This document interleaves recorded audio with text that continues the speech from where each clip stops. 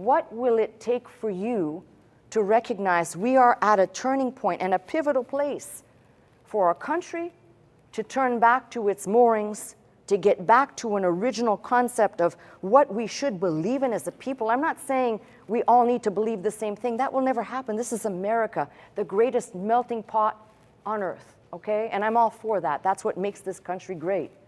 But certain things that made this country great as well were certain things that were not changing. And those things are changing rapidly because people have become detached from what matters the most.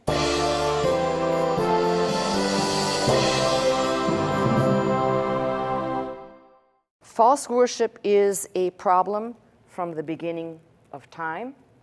And all you have to do is see people think false worship, idolatry, and you don't necessarily think this, but go right back to the garden. Did God really say? That's another way of deviating from the source.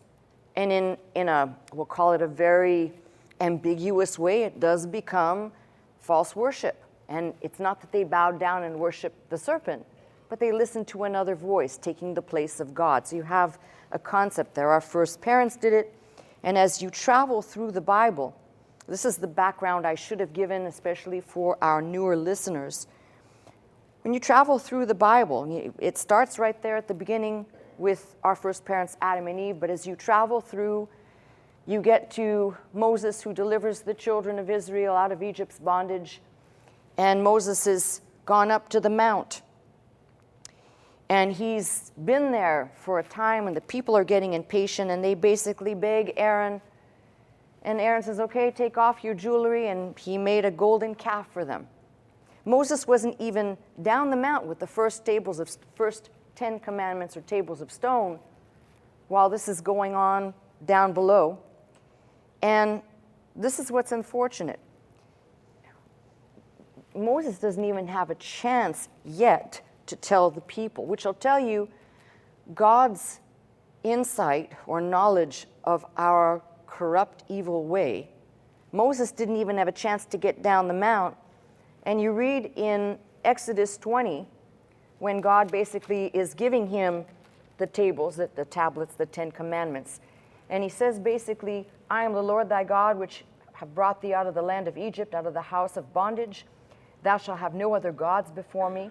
Thou shalt not make unto thee any graven images or any likeness of anything that is in heaven above, that's in the earth beneath, or that's in the water under the earth.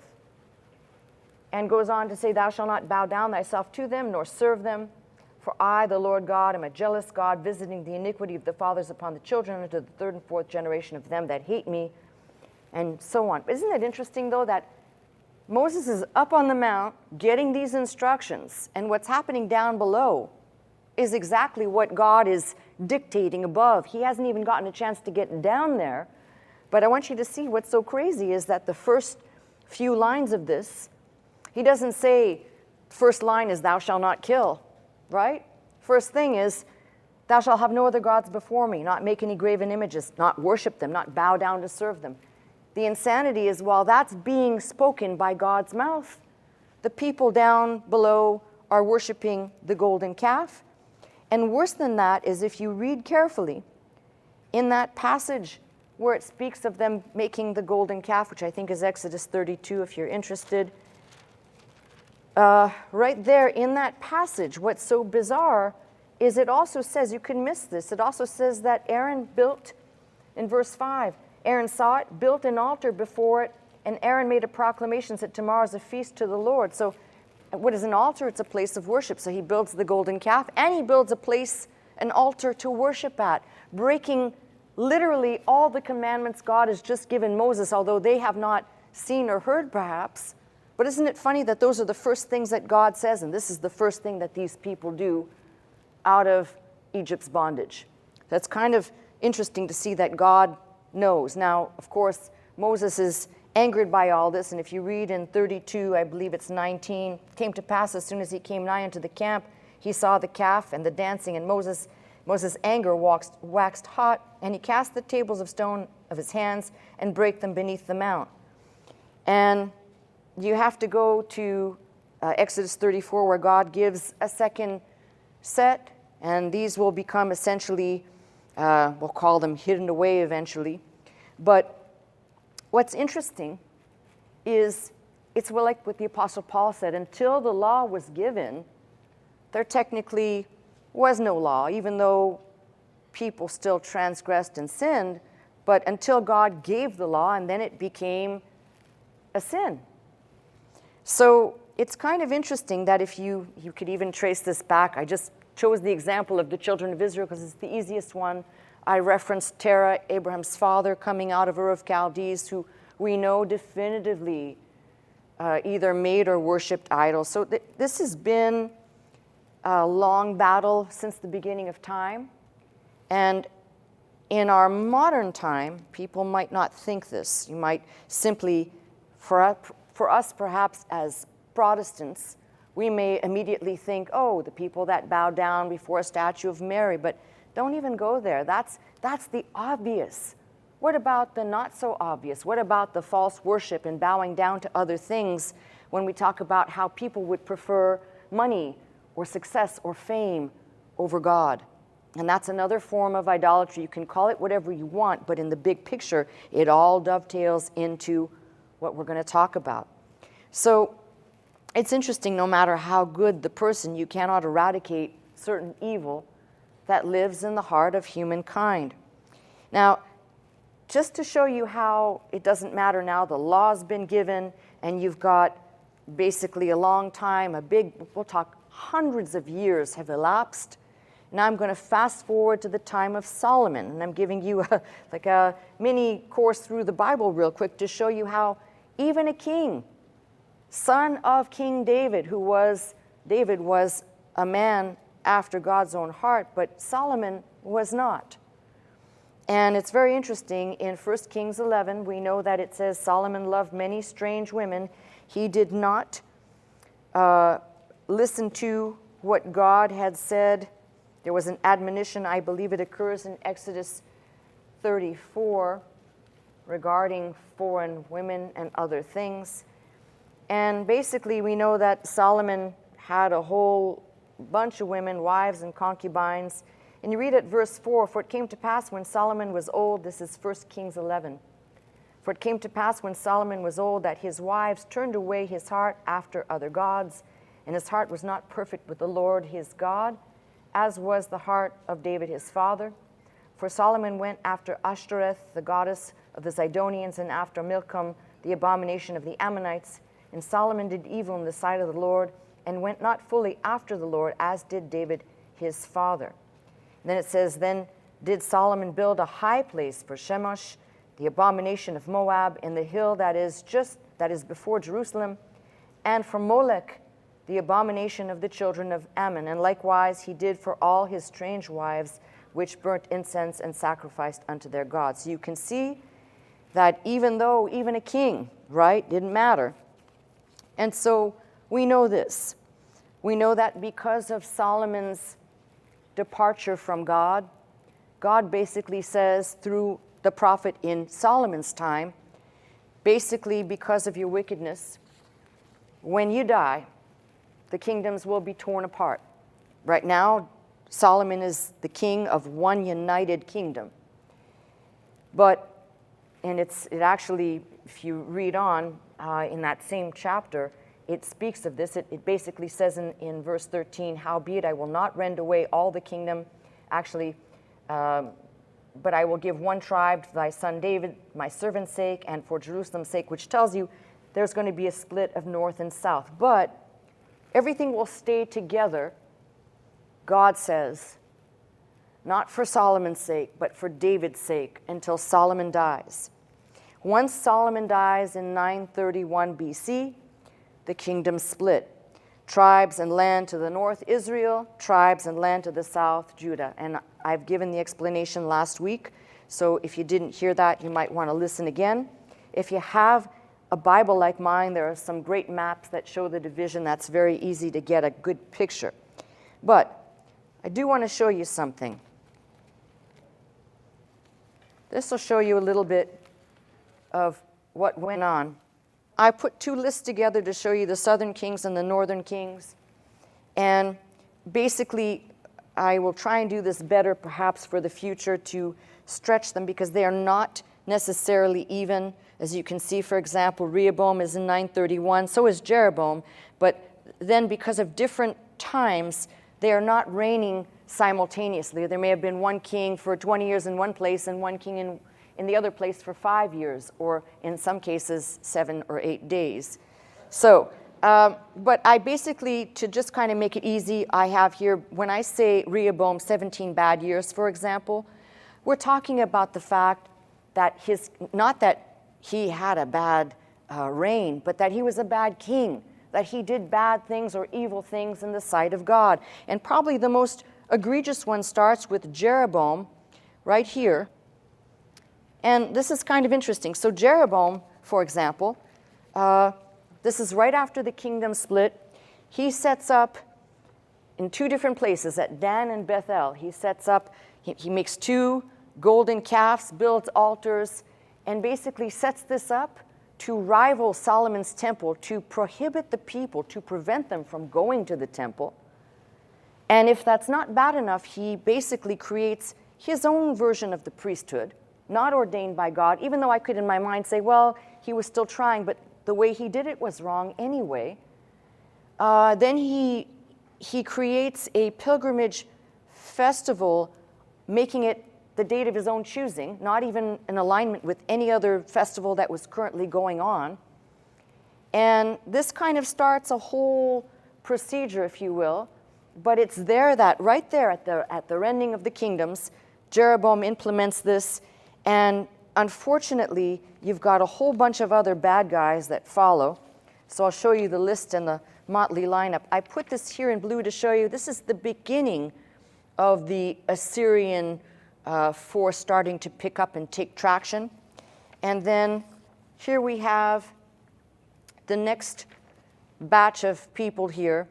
As you know, Uzziah is the one that Isaiah sees when he says, in the year that King Uzziah died, I saw the Lord high and lifted up. And then these 3 kings we'll come back to. They are important because they are in the opening of our book. But as you can see here, I put here, so 722, the fall of Israel to Assyria, exile, deportation. You've got Shalmaneser, the 5th in 722 BC. Sennacherib, 701, gets as far as Jerusalem but fails to invade. And then here's a very bizarre thing, which I don't know if I'll make it to all of these today or any of these today, but here's a real piece of work for you. Here's Manasseh, who is Hezekiah's son, who basically, in a nutshell, he is probably the most evil. Now, there were some really evil kings, but he's the most evil. He reigns for 55 years. He sacrifices at least one of his children to Moloch. He's a mass murderer.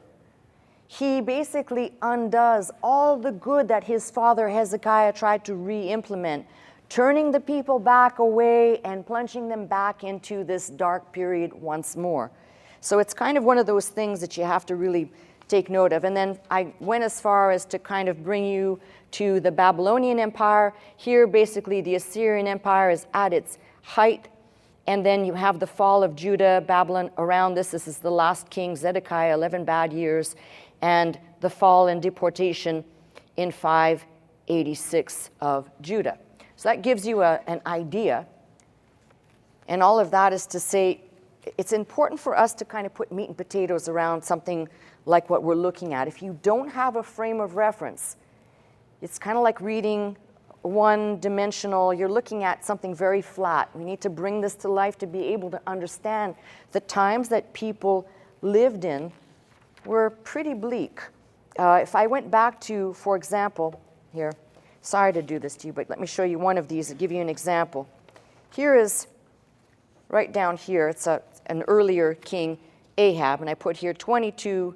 There's an asterisk. When I put an asterisk there, it means really bad, all right?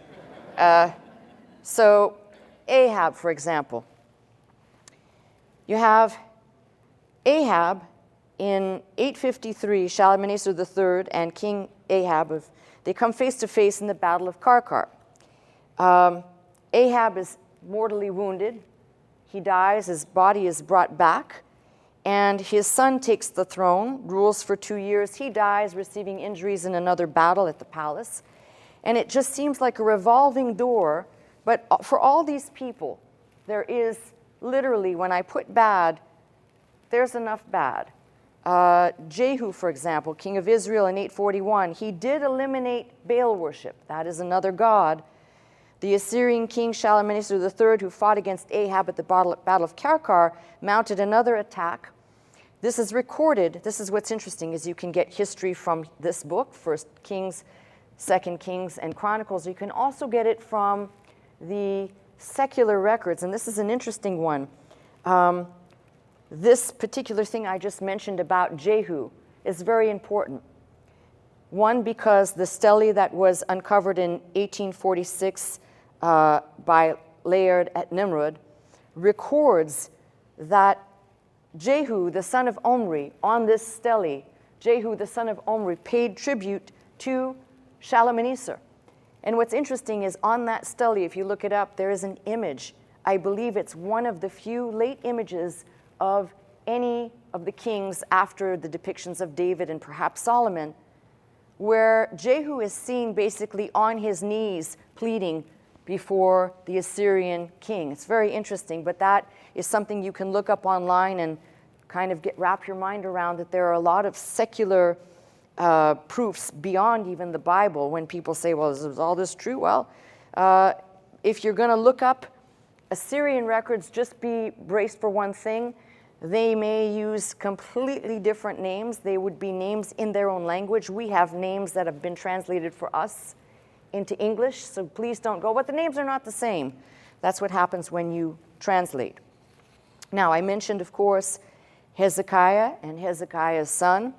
So when we finally get to the 8th century, and we're now in the period of Micah, that's why I said to you, remember, take a good look at, let's go there now to Micah. You kind of start to take a look at that opening passage where it says, the word of the Lord that came to Micah the Morashite in the days of Jotham, Ahaz, and Hezekiah, kings of Judah, which he saw concerning Samaria and Jerusalem. So that's why I said to you, it's kind of an important thing to just take a look. It kind of gives you a little bit of a timeline there. Jotham, Ahaz, Hezekiah. So we're dealing with these kings, and this is the time that Micah lived in. I also said to you last week that the prophets of this time, you've got Isaiah, who is a prophet to the kingly court. The time, don't make them necessarily add up like this. They are staggered somewhat, and they're writing in different places at different times. But you've got Micah, Isaiah, Hosea, and Amos, and they may be at the tail end or the beginning of. They're not all lined up uniquely. But if you take those prophets' teaching and you put them together, you really get a good glimpse of the moral depravity of the people, really sunk into very dark places. Now I'm going to bounce back and forth. Don't hate me for this. But this is what I've been trying to say for weeks, months, maybe years. I'm not asking people to become Bible thumpers and think that somehow you come to church and you lose your life, you become a monastic squarehead. But I am saying that without some spiritual compass that is rooted in a foundation. Remember, one of the prophets said, without vision, the people perish. But what is the vision? Is the vision all the power that's in you and all the potential that's in you? Or is the vision what God has said for his people? So without that vision, it is true, the people perish. And this is why we are seeing in this country a moral decline with a social decline, and of course, obviously, it's axiomatic, a spiritual decline. So we see the prophet address the normal theocracy of Judah, attacking the very core of what they had abandoned. We're going to get into the book in a minute. They'd become self-absorbed, greedy, departing from serving and worshiping the living God. There's an interesting passage. Actually, I'm going to turn to it to show you something, in case some of you are not Bible explorers per se, in Jeremiah 26. And as you know, Jeremiah comes a little bit later. In Jeremiah 26:18, let me go back a little bit. Then rose up a certain of the elders of the land and spake all the assembly of the people, saying, Micah, the Morasheth, prophesied in the days of Hezekiah, king of Judah, and spake to all the people of Judah, saying, Thus saith the Lord of hosts, Zion shall be plowed like a field, and Jerusalem shall become heaps, and the mountain of the house of as the high places of a forest. Did Hezekiah, king of Judah, and all Judah put him at all to death? So basically, it's interesting that right there in the book of Jeremiah, we have a mention of, didn't Micah prophesy this thing? Now, what's interesting, and I just say it is interesting, can you imagine if you were living after the time of Micah, knew what Micah's prophecies about the demise of what he was preaching against that actually happened in 722, and he also foretold of the Babylonians basically and the demise in 586. So can you imagine living in Jeremiah's time and being in Jeremiah's time? And remember, Jeremiah is part of the prophet that is going to be carried away like the rest of these. So it's very interesting.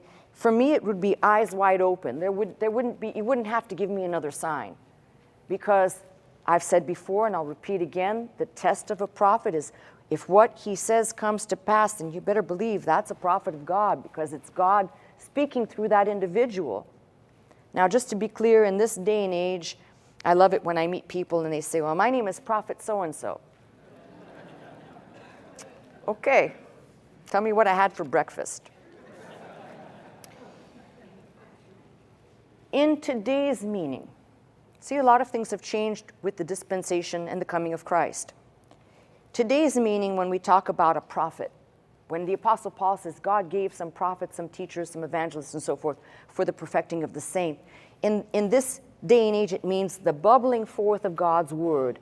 It is something that comes forth out of the individual. It's not a new revelation. We know there will be no new revelations. All that has been and shall be is contained in this book. So it is only the word of God bubbling forth out of that individual, so that person can be called a prophet for that sake, but not in the sake of divination or foretelling. That there may be those people who may have random gifts, but the likelihood of that being a true gift in this day and age is very, very slim, all right? So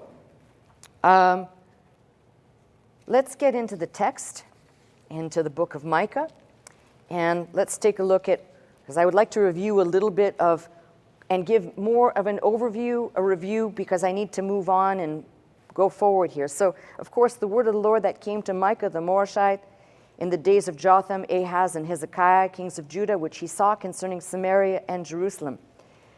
The structure of this opening, verses 1, literally through the 16th verse, so the whole first chapter, is very much like if you would look at a lawsuit from antiquity, and you say, what is that? Well, if you read clay tablets, you can find lots of those. People took people to court or took people to the law, and it's structured very much the same way.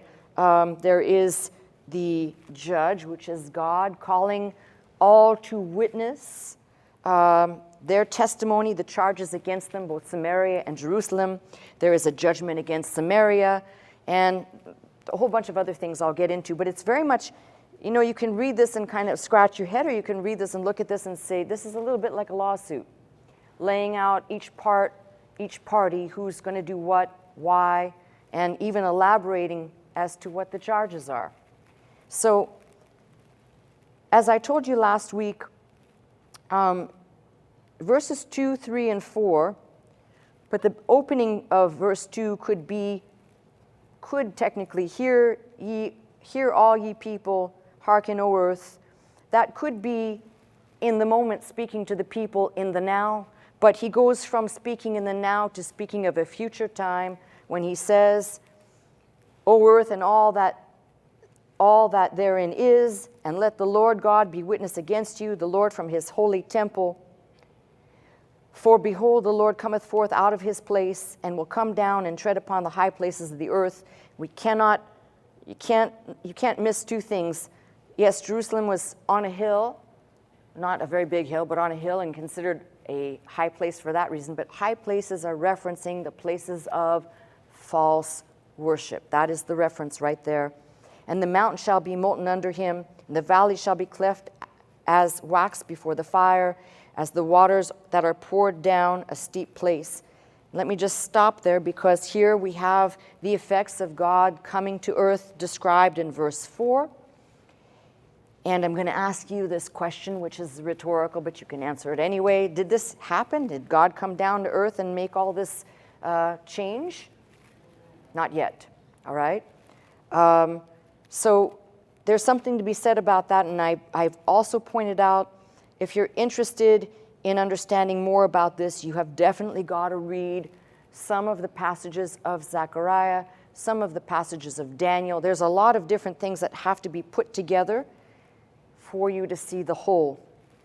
But here comes the beginning charges. For the transgression of Jacob is all this, and for the sins of the house of Israel. What is the transgression of Jacob?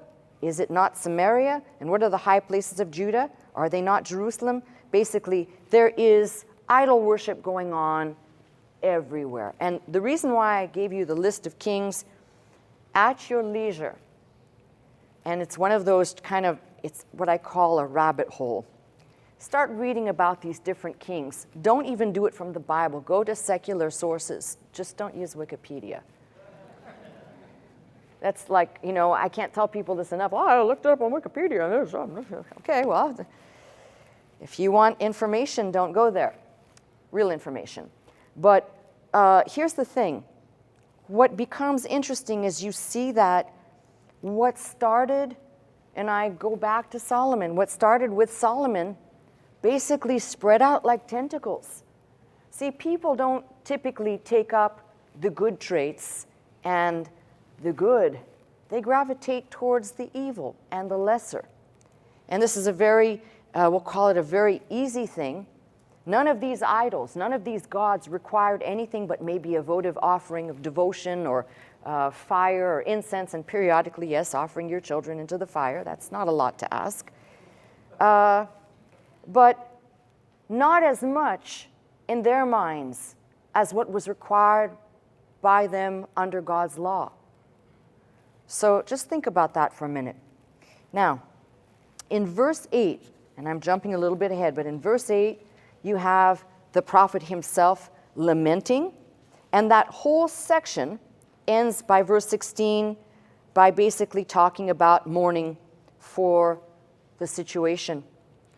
This, as I said, is structured. If you read it carefully, you'll see the structure inside, the way it's put together. The writing, by the way, a lot of people have commented on this, that somehow it's put together too nicely to have been written in one fell swoop. I actually agree. I believe that this probably was written at different times and then collated together by the author, not by a different author. A lot of people have a lot of opinions. We can circle back to that if we want to in a different message. But I do want to distinguish between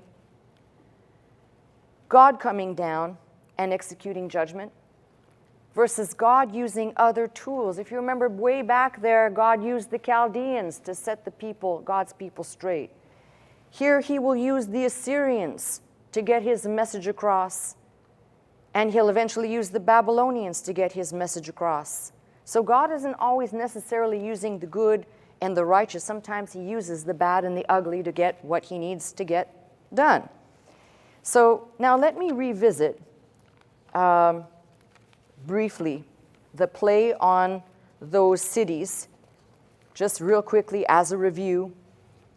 So when he says to them, declare ye not at Gath, weep ye not at all, just remember that Gath still probably for many, in the minds of many, still remain that enemy territory. Don't tell it to your enemies so that they can ridicule you. They'll laugh at you, and you'll be basically a laughingstock. So don't tell it there. But then he begins a play on words. In the house of Aphra, in the house of dust, roll thyself in the dust. And when he says, pass ye away, thou inhabitant of Saphir, having thy shame naked. So Saphir, pleasant town, you'll go away in shameful nakedness, not so pleasant. And then in Zanan, came not forth in the morning of Beth Ezel, he shall receive you of his standing. So Zanan, inhabitants of the going out shall not go out. Beth Ezel, the people of the foundation, will lose their foundation or their support. Maroth, which is bitter. Imagine bitter town. You live in bitter town and you're waiting for good, but only evil is going to come to you. Lachish, as I said, probably the genesis of it all for this particular prophet. The team of horses will latch up their team, but they won't charge. They'll retreat. Moresheth Gath, inhabitants of the betrothed. I know you can't read that in the English, but if you go to a Hebrew text and if you have a Hebrew interlinear, use that plus some helps to look up the words and you'll find it's an interesting play. In fact, this book has a lot of different puns and plays on words that are hidden. Because of our English version, you can't see it, unfortunately. So Moresheth Gath, inhabitants of the betrothed, you will be betrothed, basically your new husband, Assyria, king of Assyria. To Achzib, the houses of Achzib shall be a lie to the kings of Israel. I'm trying to see, that's verse 14, and in the margin it says a lie. So that's interesting. A lie or deceit, inhabitants of lie or deceit, you will be true to your names and deceitful to the kings of Israel. And so you get the idea here. The last one here, he shall come unto Adullam, the glory of Israel. Again, because it's worded so poorly, I'm going to say it like this. All the glory that's there will go hide in a cave. We know Adullam is associated with David. It should have rung in the minds of the hearers even, because they would have been familiar with the stories of King David, having gone into the cave Adullam. So all of these are a play on words, and basically an indictment of another kind against these people that basically now Micah picks just a few towns, but it's basically an indictment on these people not standing by the stuff. And the stuff here is God's word and God. So he says basically this is what's going to happen. Chapter 2 begins what I call a woe oracle, combined with an announcement of judgment which will consist of several reversals of fortune for the wrongdoers. Woe to them that devise iniquity and work evil upon their beds. When the morning is light, they practice it because it is in the power of their hand. Now, let me kind of just say, he's going to talk about several things here. I'm going to try and figure out where I want to jump in. Let me read a bit more, and then I'll jump in to make some commentary and bring some clarity to this. And they covet fields and take them by violence, and houses take them away. So they oppress a man in his house, even a man in his heritage. Therefore, thus saith the Lord, behold, against this family do I devise an evil, from which ye shall not remove your necks, neither shall ye go haughtily, for this time is evil. Now, here's what's interesting. First thing is by adding fields to their fields, and I want you to really wrap your mind around this. By adding fields to their fields, these people could control agriculture, and therefore they could control society. Does that even ring anything close to something that's happening today? Okay? So there's a lot of different things going on here that I said you can't read this and go, this is not striking a chord with me. From the issues of greed and covetousness, Micah will focus on a curse that certain families will have no representation left to stake their claim or their lot, which, of course, according to these people, is very important to have a stake in the land, to claim your heritage, and so forth. Then he goes on to talk about some other things, which I'm going to verse 4. In that day shall one take up a parable against you, and a lament with a doleful lamentation, and say, we be utterly spoiled. He hath changed the portion of my people. How hath he removed it from me? Turning away, he hath divided our fields. Therefore thou shalt have none that shall cast a cord by lot in the congregation of the Lord. So let me stop here and let me go back and explain a little bit. These people, they sleep on they are on their beds at nighttime, devising cunning schemes of how to take and steal other people's land or property. And in the daytime, they carry out their nocturnal schemes by basically going and seizing what's not theirs to take. Does that sound familiar at all? If it doesn't, you're living under a rock somewhere. Now, he's going to go on to talk about these false preachers, which is, again, strikes a chord with me for what goes on in this day and age. Prophesy ye not, say they to them that prophesy, they shall not prophesy to them, that they shall not take shame. Let me talk about that for a minute, because there's so many things going on here. I'm trying to figure out where to start first. First thing is, and it's important to point this out, when he says prophesy ye not, they were basically prophesying, but they weren't prophesying anything that A, was of God. B, if they were really of God, they would have been telling the people, turn back or judgment's coming. And it's kind of interesting because they would have the people in this day and age, if a prophet would have come and said, I have a new gospel called the gospel of wine, booze, and strong drink, that would have gathered a following. And people would follow after that. Now, just let me elaborate on that, because this is what makes me cringe. How can somebody read this book and not realize that that happens today in this day and age when people come along and they say, I have a gospel that will make people rich. I have a gospel that it taps into every dimension of humanity's darkest places, and people just get scooped up and they go along with it and they get carried up with it. Some of it is under the guise of good.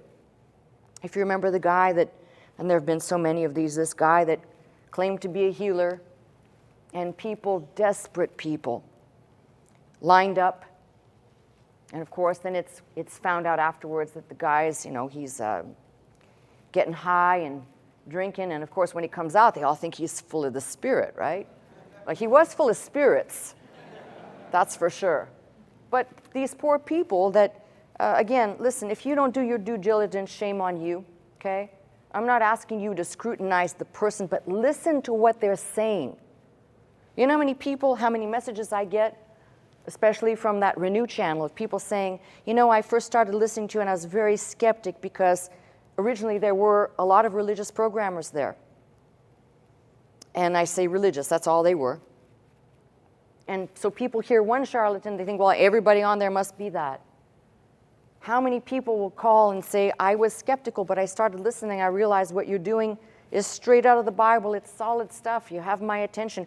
Who on TV, in fact, many of these people saying, you don't ask for a dime. No, I expect you to listen and then figure out it's your responsibility to respond. I'm not going to beat you over the head to do it. That's between you and God. If you can't figure out what is your responsibility before God, well, I'll tell you once or twice, I'll teach it to you many times, but I'm not in the, my thing is not to say, well, I'm going to stand here and I'm going to make sure that you do your part. No, you don't do your part, the consequences fall on you. I'm just the mouthpiece to tell you what to do, and I'm not inclined to guilt people. If you can't see the truth and recognize it, then probably you'll never see it. It'll never come to you, and you will be locked in your own pile of skabala. How's that? That was the nicest, cleanest way to say what I really wanted to say. All right, so let me get back to the text here. And I'm actually going to finish a portion of this because then I can go back and make a whole commentary on this. He says, O thou that are named the house of Jacob, is the Spirit of the Lord straitened? If you look up that word in Strong's 71:14, you'll have a lot of different words attached to it. Vexed, annoyed, sometimes translated reap, sometimes short. But it's hard to see that there's multiple voices speaking here. So perhaps it's like this. O thou that are named the house of Jacob, is the Spirit of the Lord vexed or angry? Are these his doings? Now watch the transition. Do not my words do good to him that walketh uprightly. There's actually maybe 2 or 3 speakers in there. And when I have time to do this, I'll do a proper translation and show it to you so you can see there are 2 or 3 voices speaking in there. But what should be understood is, to those people, do not my words do good to him that walketh uprightly. Think of it this way. A man or a woman walking in God's word, listen carefully, is blessed just for the mere part of understanding the desire to walk in it and be a part of God's program. Blessing, I don't mean as in abundant things around you. That could happen, but it may not. So basically, O thou that art named the house of Jacob, is the spirit of the Lord straitened? Are these his doings? Do not my words do good to him that walketh uprightly? Now, a warped person would say, of course, in their own minds, they're doing what they think is the Lord's work, and therefore they are receiving good. But in fact, it's the complete opposite. Even of late my people, and that translation is terrible. It should say something like, even yesterday, even as early as yesterday, my people is risen up as an enemy. You pull off the robe with the garment from them that pass by securely as men averse from war. Just taking, just seizing what is not yours. Does that ring a bell anywhere? This is going on rampantly. And you don't think that there's a correlation between the lack of moorings in a faith that's rooted in this book, call it Judeo-Christian moorings, and what's going on out there in the world that was happening in the days of not just Micah, it's a long list. The women of my people have ye cast out from their pleasant homes. From their children ye have taken away my glory forever. Arise ye and depart, for this is not your rest. And that's a very important word. Verse 10, not your rest. Basically, you are not going to remain here. You will be banished from this land. When they talk about rest in the land, like the children of Israel entered in, those few that entered into the land to obtain rest, that means they could settle there. This is saying, you will not remain here. Now, the prophet is building up this indictment against these people to ultimately tell them what their judgment and fate is going to be. If a man walking in the spirit and falsehood do lie, saying, I will prophesy unto thee of, here's the passage I was telling you, of wine and of strong drink, he shall even be the prophet of this people. So they'll believe anything if it sounds good and plausible to them. But don't think about going back to the absoluteness of God's word. Just take a man at his word, whatever he or she says that sounds good and pleasing. And this is my grievance. It has been my grievance for so long, you're probably tired of me grieving about this. But way too many people go into a church and they feel good listening to a message. And I'm not telling you should feel terrible leaving the church, but you should have a lot going on in your brain. You should be masticating on every word that was spoken to think of how this can be applied. What should I do? Should I pray about this? Should I meditate? Do I need to study more? I don't understand. I need to stay tuned. I need to keep learning. And I'm saying there are messages I've preached which make people feel really good. They come right out of this book. But if every attempt of mine is to please you, then I am doing the very antithesis of what I've been called to do. A man or a woman cannot please God if they're seeking to please man. These two things from the book itself, from the word and from God's mouth himself, cannot exist together. In fact, for those preachers and those prophets and those ministers who seek the approval of the vast populace, stay away from those people. I am not afraid to speak the truth. That is what has made a lot of enemies for me. A lot of people do not like me. They think, oh, you could be nicer. Yeah, I could be. But how is there a nice way to tell someone they're going to hell? Is there a kind way to tell someone that you're going the wrong way? Listen, I'm nobody's police person. I'm pointing and opening up the truth of God's word. If you don't want to hear it, that's your problem. But don't hate the messenger.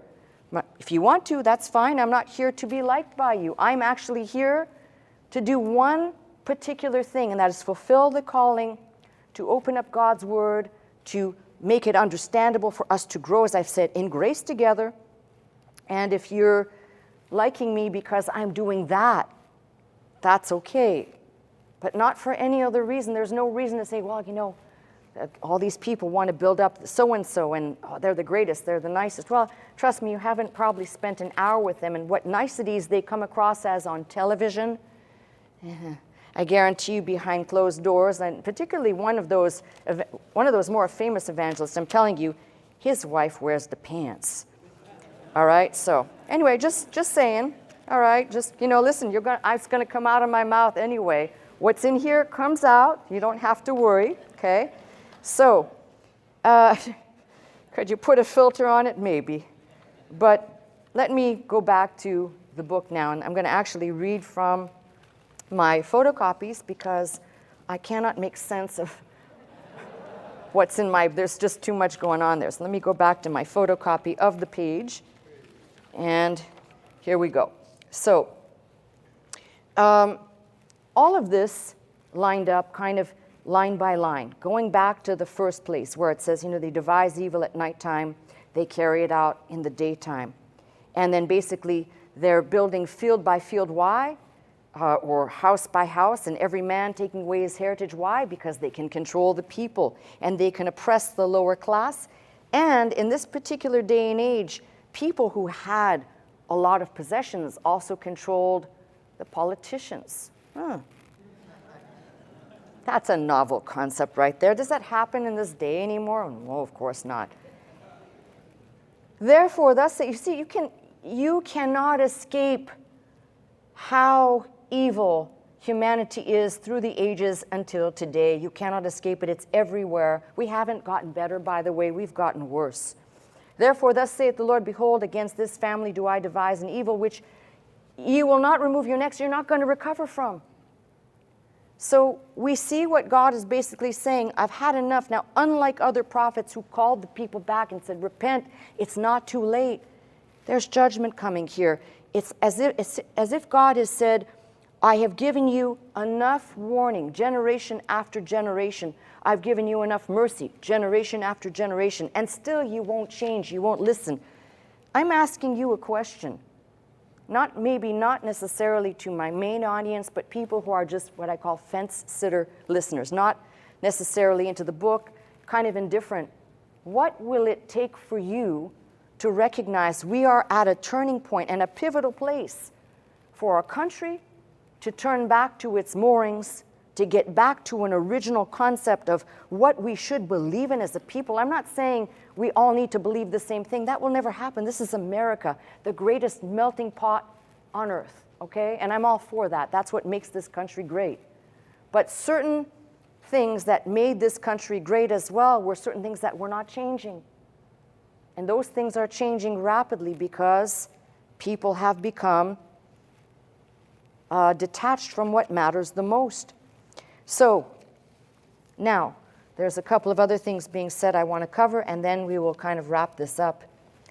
He says now, in verse 12, 13, is a future not yet fulfilled. He says, I will surely assemble, O Jacob, all of thee. I will surely gather the remnant of Israel, and I will put them together. This is what's important. A lot of people don't, because they don't know prophecy. You got to go to the book of Ezekiel to read how God will put the two sticks back together in one hand. They shall become one. When that happens, you can know that God's fulfilling what's being said right here, which has not happened yet. A lot of people reading this say, oh, well, it's the state of Israel. No, my friends, it's not the state of Israel. I will surely assemble, O Jacob, all of thee. I will surely gather the remnant of Israel. I will put them together as the sheep of Bozrah, Bozrah being the capital or the chief city of Edom, historically noted for its tremendous population of sheep. So there's a pictorial image being painted here. As the flock in the midst of their fold, they shall make great noise by reason of the multitude of men. In essence, it will be a number so innumerable. Do not think this is just looking at a small band of people. This is talking about a future time. The breaker has come up before them. They have broken up and have passed through the gate and are gone out by it, and their king shall pass before them, and the Lord on the head of them. Now, you may not see the connection here because there's so much being said, and I hate to do this because I'm going to dump something on you right now. I always tell you when there's a dump coming. Here's a dump. This is talking about a future time, and we know, as I said, it's talking about a future time because this has not happened yet. The two houses have not been brought back together in one hand as the two sticks of Ezekiel have been joined back together. It has not happened yet. And using this pictorial sense of the sheep of Bozrah making a great noise by reason of the multitude of men, that has not happened, all right? And then this part, when it says, the breakers come up before them, they have broken up and have passed through the gate. Let me stop there. What gate? Please don't answer it. It's a rhetorical question for the moment. What gate do you think this prophet is talking about? See, in his day, even for people reading this, it may or may not make sense, but for us looking backwards and now knowing what we know about the future, it makes perfect sense. There were 8 gates to the city of Jerusalem: the Golden Gate, Lion's Gate, Herod's Gate, Damascus Gate, Jaffa Gate, Zion Gate, and the Dung Gate. This would be the first temple. Then you've got Nehemiah and Ezra that rebuild the walls from the Sheep Gate north, the Hananiel Tower, I taught on this before, the Fish Gate, the Furnace Tower, the Temple Mount at the southwest corner, the Dung Gate to the south, the East Gate that technically would sit beneath the Golden Gate. The East Gate and the Golden Gate are technically one and the same. The Golden Gate has many other names. Do not think it's the bridge in California, like the Gate of Mercy. And what's interesting is, by the way, because I don't think I've departed, and this is a sidebar, it's not, it's exactly directed to this. Even the Quran says that on the day of judgment, the just will pass through this gate. And there's an interesting thing. It's not specified what gate, it just says the gate. But we know it's the East Gate. Why? Because every gate to the city to this day is still open except for the East Gate. And the East Gate was closed in 810 AD, reopened in 1102 by the Crusaders, then walled up by Saladin after regaining Jerusalem in 1137. In 1530, the Ottoman Turks, of course, added the great stones to the gate and did something else. They added a cemetery in front of the gate, deliberately thinking that a Jewish Messiah would never set foot in a cemetery, making him ceremonial unclean. Therefore, that would guarantee that Messiah, Jewish Messiah, would never come through that gate. Ezekiel himself, the prophet Ezekiel, prophesied of the shutting of this gate. And by 1541, Suleiman the Great, or the Magnificent, had the gate walled up, and it has stayed shut to this day. All the prophecies concerning Christ talk about that is the gate through which he shall come. And trust me when I tell you that if he came out of the grave, that would mean by their logic he's already defiled, even though he's perfectly pure, holy, and whole, and alive. But in their minds, he'd be mortified to go through a cemetery. When, listen to me, our Bible tells us that he went down to minister to the departed souls. Methinks he's already been there, done that, so I don't think it's going to make a big difference.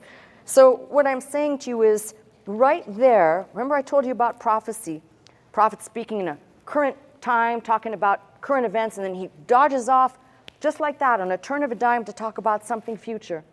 When he says, the breakers come up before them, they have broken up and have passed through the gate and are gone out by it, and their king shall pass before them, and the Lord on the head of them. This is so interesting to me that one man could be given by God both the mouthpiece to be the heralder of judgment to a people for their sinfulness, and at the same time herald a tremendous messianic hope for the future. So mind-boggling to me, in fact, when you look at this and parse this in Hebrew, it even becomes more mind-boggling. This is why I love language, and maybe, who knows, I might pick this apart in detail. I don't want to turn some of you off because I can go really deep into the language, and you're like, oh, no more Hebrew, please. But what I'm saying to you, though, is it is truly amazing. Because why? The things that he foretold of, telling of the people being carried away eventually, not their land, they'll be taken away, and he did foretell that they would not stay there. He also, by the way, Micah also foretells of the fate of the other kingdom, which comes to pass but at a later time.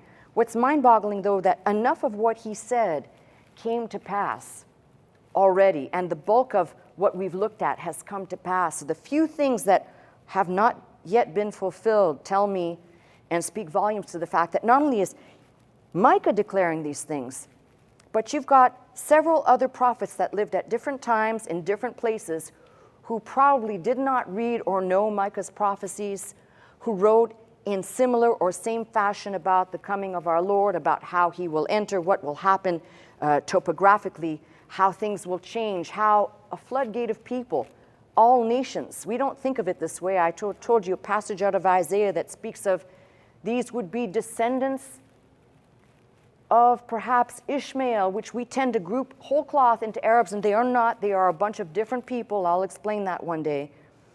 But that these will come, and they will come to the mount, and they too shall worship he who has come, Messiah, Jesus Christ, our Lord and Savior. So when I tell you prophecy is amazing, because it should scare us a little bit to see that what he said and fortify our faith, what he said came to pass, but it should also give us this great comfort for people that think, well, how do you know that this is actually going to happen? What proof do you have?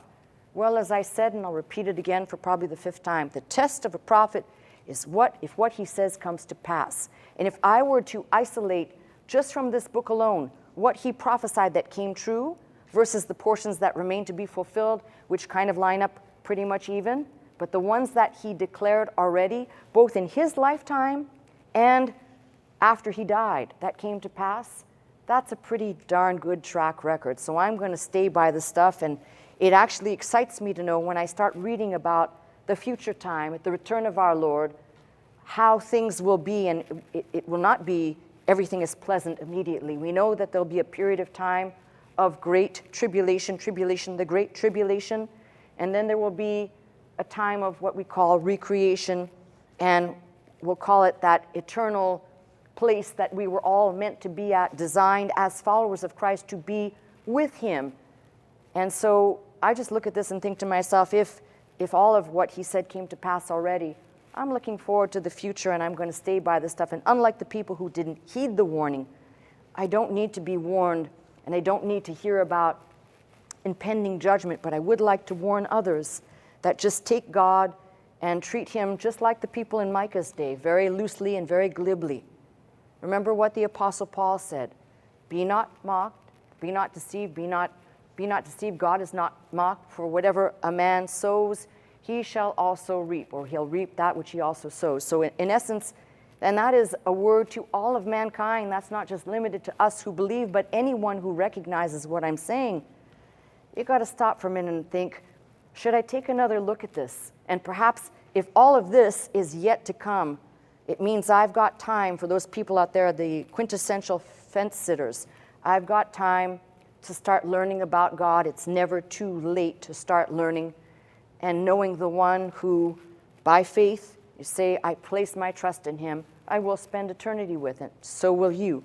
So I'm not going to leave this on a sour or fearful note. I'm going to leave this on a note that says, the future may look a little shaky, but God is still in control. That's my message.